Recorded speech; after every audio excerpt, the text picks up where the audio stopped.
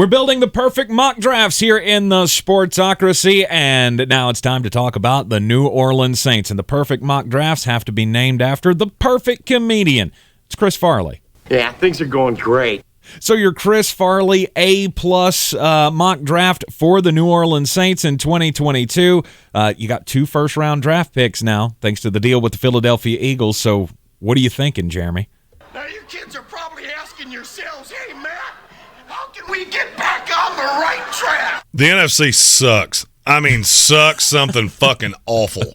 And when Tom Brady leaves Tampa Bay, which has to be eventually because even a herpes sore doesn't last forever, that division is terrible. So for me, I think if I'm New Orleans with 17 games of Jameis Winston, if I can put the right things around him, I think I'm a playoff team. And so what I'm looking for is I need another weapon. Last year got to be just pitifully bad with, LaJordan Humphrey and guys like that. These are not NFL receivers. So if I'm New Orleans, I made the move to get the second first-round pick because there are 2 huge pieces of my offense that I need to take care of, and with these 2 picks, I can do that. Well, the Indianapolis Colts traded the pick to the Philadelphia Eagles for Carson Wentz, and then Philadelphia turned around and whipped it to the New Orleans Saints at number 16 overall. Here's that weapon, Jameson Williams, the wide receiver out of Alabama. Currently, you have a lot of Traquan Smith, Marquez Callaway, and I don't know. Well, that and a nickel will get you a hot cup of Jack Squat. If Michael Thomas has another year where he struggles to get on the field, that's bad because that's like my love life before I got married and a Steph Curry masterpiece. It's a whole mess of threes. So you need the guy that can be the deep threat, that can be the everything receiver. I feel like Jameson Williams gets put in this box of he can only be a deep threat, and that's really not it. I think he would play nicely on the same side as Michael Thomas. Thomas playing out of the slot. He's one of the best receivers in the NFL. It seems like one just nothing year, and he has become the forgotten man. I look at it and go, if I have Jameson Williams, Thomas in the slot, some combination of Traquan, Callaway, yada, yada, yada, we're good. Weapons are good. Now I need to keep Jameis Winston healthy, and that is what I believe the second problem is. At number 19 overall, this is the Philadelphia pick that they got. How about some help to protect Jameis Winston with Tyler Smith, the offensive tackle out of Tulsa? Because I'm going to bunk with you, buddy. We're going to be buddies. We're going to be pals. We're going to wrestle around. I know definitively that New Orleans absolutely loves this guy. There has been rumor of, who is the lineman they're after? Or they traded up to get a quarterback. Stop talking with that quarterback bullshit.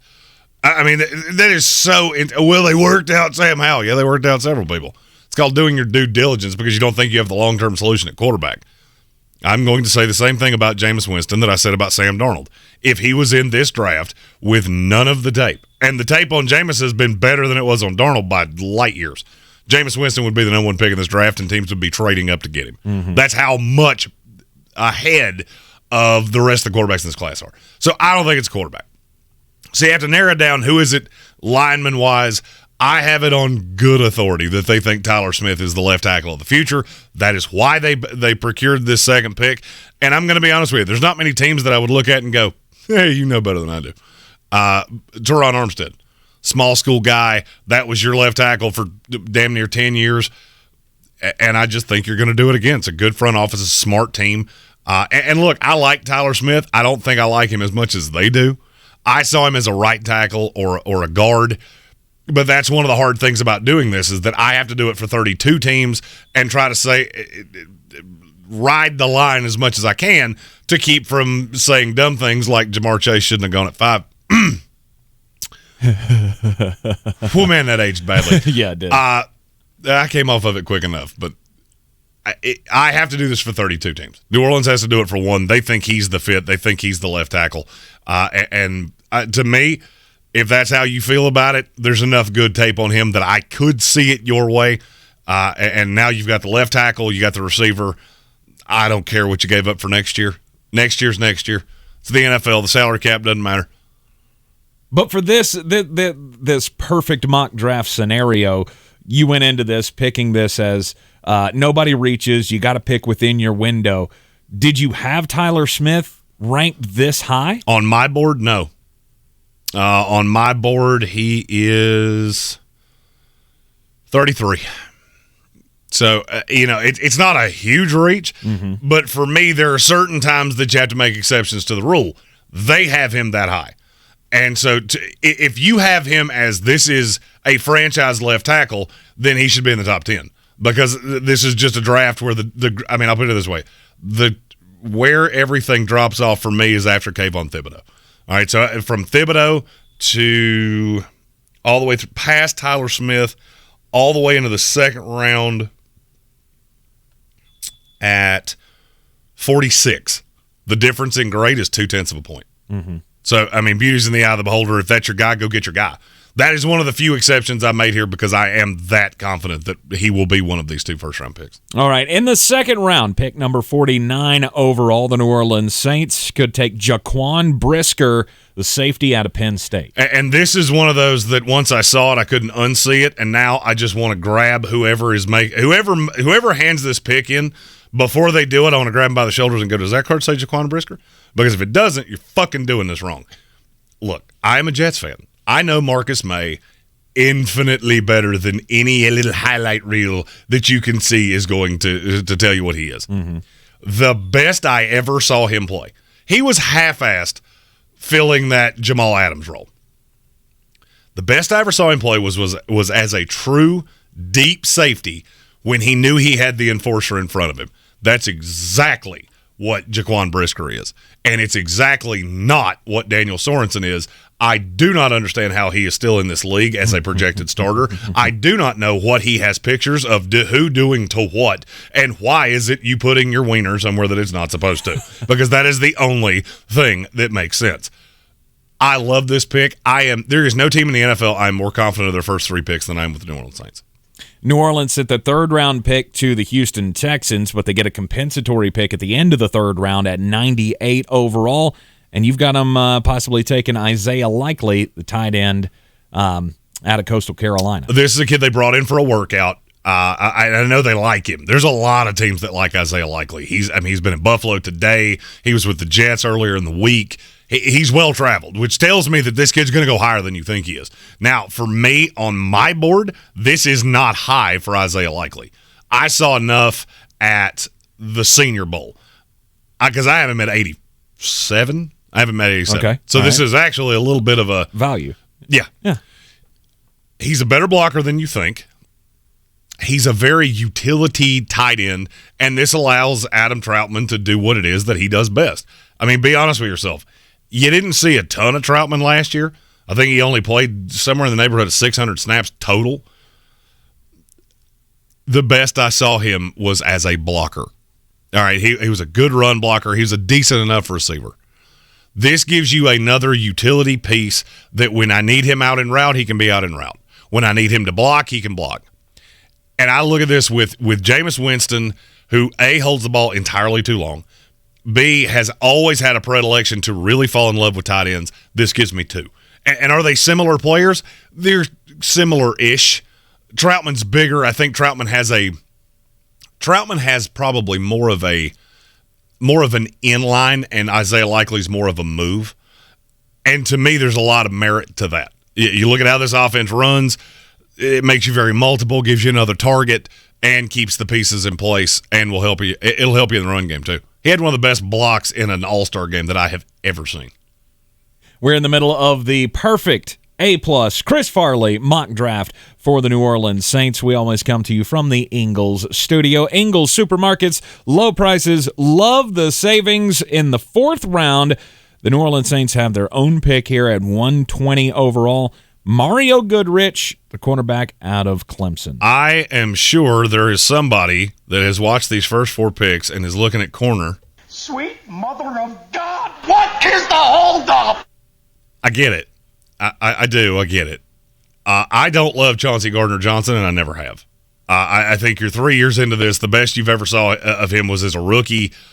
You know, he played whatever. The best way this defense can look to me is you find a starting outside corner, you move a Debo into the slot, and you can just move Chauncey Gardner-Johnson around. That's the way this defense looks the best to me. Now, with the previous picks, yes, there are a lot of corners in this draft. You're not taking one in the first round. That's just not going to happen.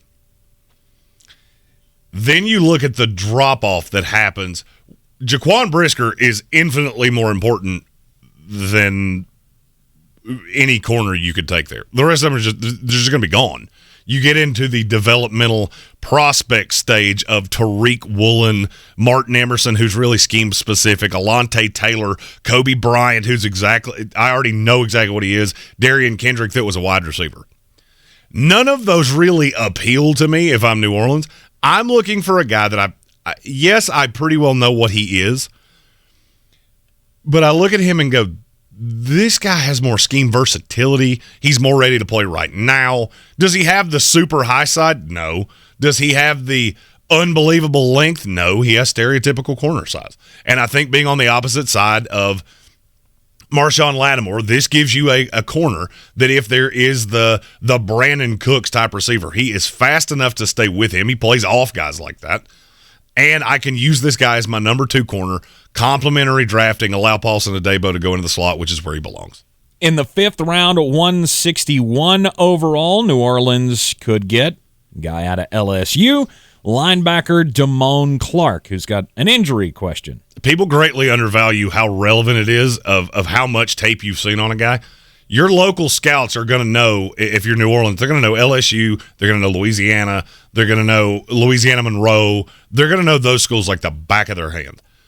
Damone Clark would have been a back into the first, beginning of the second round pick had they not found the hernia in his back that is going to kill his rookie year. Mm-hmm. He had to have a spinal fusion surgery. There is a fear that it could diminish him a little bit. That's why you get him in the 5th round. This is a pick that you're literally putting in mothballs for a year from now. And basically if I'm New Orleans, what I'm doing is I'm looking at Zach Ball and going, you got 1 year. You got 1 year to show me that the kid that I saw early is what you are and not this mediocre player that I've seen since. Mm-hmm. If Zach Bond steps up, fantastic. If not, this is the replacement a year from now. I look at this very similarly to how I looked at Jalen Smith with the Cowboys years ago of, I know what you can do when you come into this lineup. I'm just going to have to wait a year. In the 6th round, 194th overall. That's the last pick that the New Orleans Saints currently have in the 2022 NFL Draft. Eric Johnson, defensive lineman from Missouri State. This kid has gotten so much traction. It seems like every team in the league has talked to him at some point. And this is kind of how the process works. When you see these FCS guys that maybe you didn't deep dive them throughout the year, as the tape comes in, you're looking at it going, okay, there's something to like here. 6'4", 300 pounds, not crazy fast, but very athletic for what you're looking for, very scheme versatile. The biggest thing for him to me, the motor is unquestioned. You're going to have to strengthen him up. He needs a year in a strength and conditioning program to really reach his potential because he's going to get bullied in the NFL in the beginning. Doesn't really have the tools. This is that phrase that I use all the time. I very rarely say it about defensive linemen, but he's way more athlete right now than he is any position. So you bring him in New Orleans, looking at the depth you have, going, you know what, this is a player that's a year away from being a year away. But if I can expound upon what I saw at the Senior Bowl, which is where he really blew up, was in the practices. After the NFLPA Bowl, which he was phenomenal in and got the invite to the Senior Bowl. If I can grow on those things, just the raw things I've seen, then this will be a home run pick this late in the draft. All right, the perfect Chris Farley mock draft for the New Orleans Saints. I would be really looking forward to, and I hate saying this as a Tampa Bay Buccaneers fan, but as a Saints fan, I would be really looking forward to the Jameis to Jameson connection for the next couple of years. As well you should. If you like these picks, if you don't like these picks, frankly, if you just want to look at me and say, Let me tell you why I suck. You're more than entitled to do that. Just leave us a comment in the comments if there's a player you'd like to know how they fit with the Saints. Check those in the comments. Starting this Friday at 5 Eastern Standard Time, our third hour, our happy hour of our ESPN radio show will be dedicated to the draft every Monday, Wednesday, and Friday up until the NFL draft, April 28th. I can't wait. It's draftmas season. It's all here. All the things are happening. I can't wait. Yep. Got one more mock draft, which will be my official submission into the media contest that will come out the week of the April 28th NFL Draft, live from Las Vegas, Nevada. And hit that subscribe button so you get all of our team-by-team content here in the Sportsocracy, as not only through the draftmas season, but after draftmas, as we do all of the preseason stuff as well for the upcoming year that will be in the NFL. I'm Tank Spencer. He's Jeremy Greene. We're always coming to you from the Ingles studio. Ingles Supermarkets, low prices, love the savings.